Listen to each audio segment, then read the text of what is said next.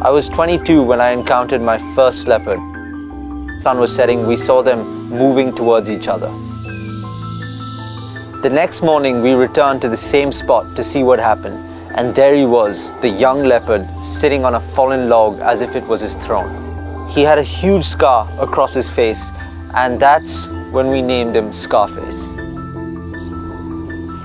Though Scarface was the present and my future, my past was what triggered this passion towards wildlife.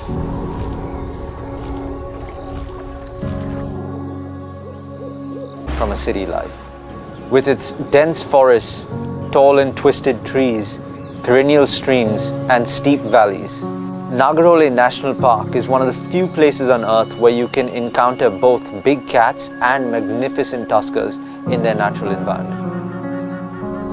So when I was very young and my parents were building their first wildlife resort, because I was too young to be left alone in the city, my father and my mother raised me in a little stone cottage they built in 1988. I had no friends, I had no social life back then.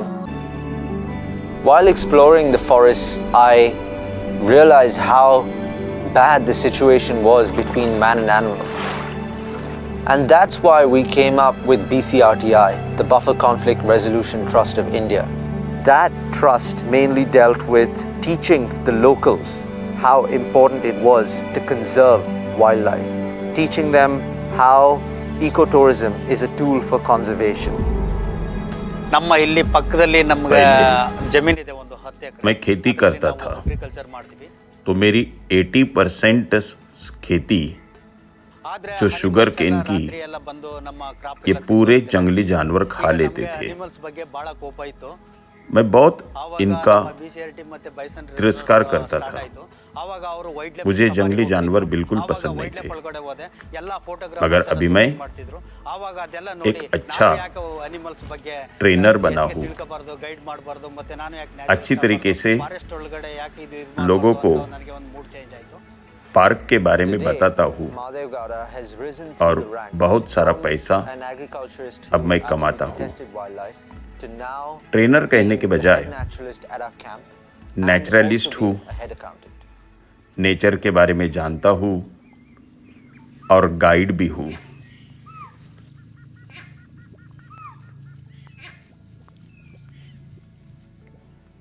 The black panther is one of the world's most elusive and enigmatic animals. He is not a species, he is a genetic mutation. It is one of the world's most difficult animals to track. And in this forest, which is 643 square kilometers, there is only one panther.